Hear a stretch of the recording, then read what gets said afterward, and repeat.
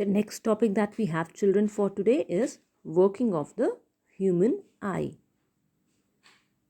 So anytime did you wonder how does eye work? We have studied about cornea, iris, pupil, lens, retina, optic nerves, ciliary muscles. Yes, हमने ये सारे parts को पढ़ा है, but ये सब कैसे कोऑर्डिनेट करके काम करते हैं क्या आपको पता है?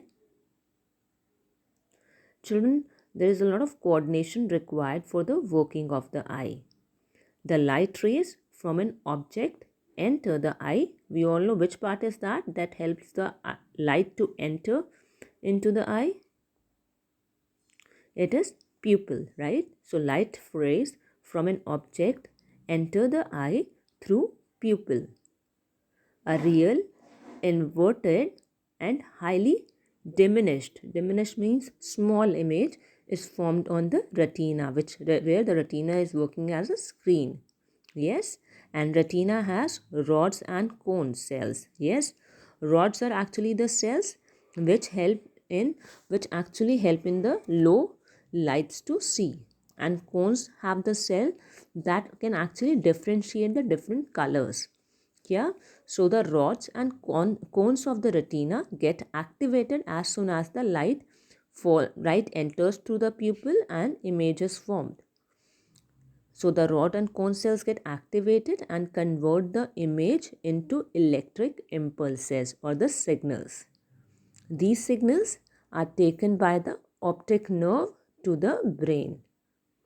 While the signals are being transmitted, the inverted image is re-inverted and the brain sees it as an erect image and help us to sense the actual object. So this is how the eye works in the body. So different parts coordinate with each other and they function thoroughly so that we can actually see the different things around us. So that was about working of the human eye, children. The next topic that we have for today is persistence of vision. Now, what do we understand by the term persistence? Persistence means continuity. Yeah? So, I'm sure हम सब ने ये feel किया होगा कभी.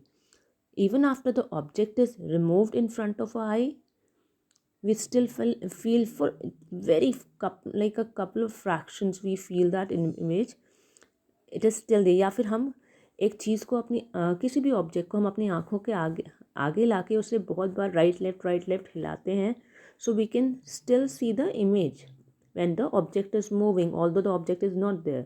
Now why is that? That is because of the persistence of vision. Children, the image is retained on the retina for about 1/16 of a second. Yeah, so this is very small fraction of second that the image is retained, image is there on the retina, and this is called as persistence of vision. It is the ability of the eye to continue to see an image for a very short period of time even after the object is removed. Alright, so that is persistence of vision, and I'm sure when we talk in the Zoom class we can see a live example with the object. We can try that in the Zoom class, and even when you're at the home you can try it. किसी भी object को लेके अपनी आँख से थोड़ा दूर रखें और बहुत बार हिलाएं सामने left right, you will see that image. Even though the object is not there, we can see still for just fraction of second we can still see the object. That is because of the persistence of vision, because of the ability of the eye to see the image for some more time, for a short period of time we can say, right? So children, moving on to the next topic, that is accommodation. Accommodation is actually focusing. We have studied about the different parts of the eye, yes. So it is easy for a person with normal eyesight to see both nearby and far objects very clearly, right? हम अगर दूर देखना चाहते हैं हमें दूर का object भी दिख जाता है, और अगर हम कोई चीज़ बहुत पास ला के देखते हैं तो भी हमें दिख जाता है. Now, how does that happen? This happens because of the action of the ciliary muscles on the lens. मैंने आपको बताया था कि लेंस को वो एडजस्ट करते हैं, वो एक्सपैंड करते हैं ciliary muscles and relax करते हैं. Yeah. So when the eye is focusing on far off objects, the ciliary muscles relax and the thickness of the lens reduces. This helps us to see the far off objects clearly. Whereas on the other hand, when we want to look at an object closer to us, the ciliary muscles in that case, they contract, making the lens thicker, thereby reducing its focal length. So this increases the converging power of the lens and we can see the object clearly that is close to us. So we can define accommodation of the eye as the ability of the eye to change the focal length of its lens so that it can clearly see all objects within a certain range. Alright children, and understand focal length is nothing but the distance between the lens and the image formed. Okay? And the least distance at which a normal eye can see an object clearly is called as near point of the eye. 25 centimeter is the near point for a normal eye. The maximum distance at which a normal eye can see an object clearly is called as far point of the eye. It is infinity for a normal eye. Alright children? So that was about accommodation. Now the next topic that we have for today is an important one, that is defects of vision.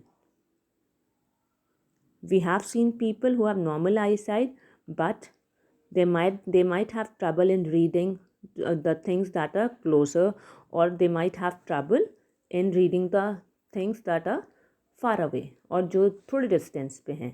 So that is actually the defect of vision, which could be because of nutritional deficiency, wrong reading habits, age, or genetic factors. Now we need to be very careful when we have this kind of defects. We need to be cautious and start taking the precautions or the advice given by the doctor. We will just go ahead and briefly discuss some of the defects of vision. The first defect of vision, that is short-sightedness, or it is also called as myopia.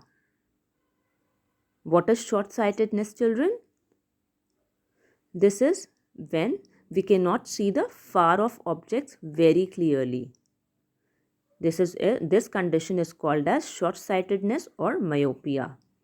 You would have noticed some people holding a book or a newspaper very close to their eyes. Yeah, this is because they cannot see the far-off objects very clearly and are suffering from myopia or short-sightedness. Now, how can this be corrected? They can wear the spectacles with concave lenses of appropriate focal length to correct the myopia.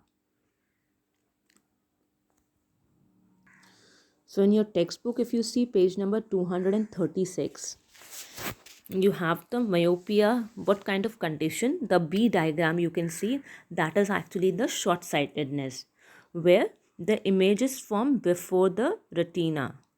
If you see eye lens here, yeah. So how this can be corrected? This can be corrected by wearing the spectacles with concave lens. That will help us to get the image on the retina.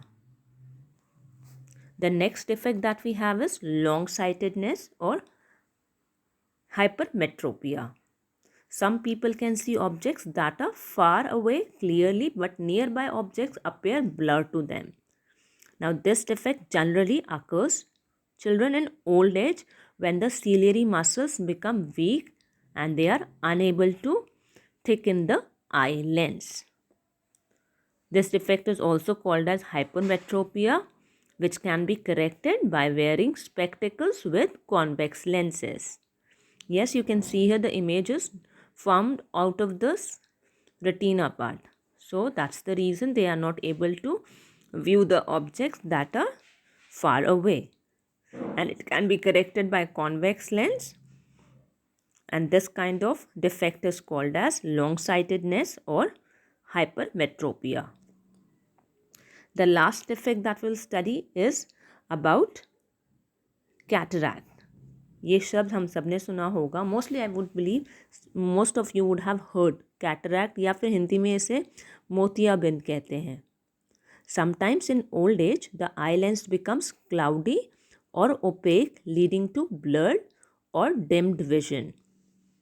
If it is not corrected or treated in time, it can lead to loss of vision, children.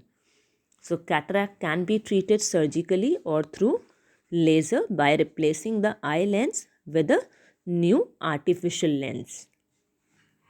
That is about the defects of vision. We have studied about 3 types of defects of vision, that is short-sightedness, which is also called as myopia, long-sightedness, which is called as hypermetropia, and cataract. Yes. Apart from defects of vision, we have also studied regarding accommodation, persistence of vision, and working of eye in this video. In the previous video, we have studied about the structure of the eye. Regarding the PDF that I am sending you, please make the note of the question answers in your science classwork notebook. Watch the YouTube links for better understanding, and queries can be sent on WhatsApp. Also, we can discuss that in Zoom class. So enjoy e-learning, children, and have a nice day ahead.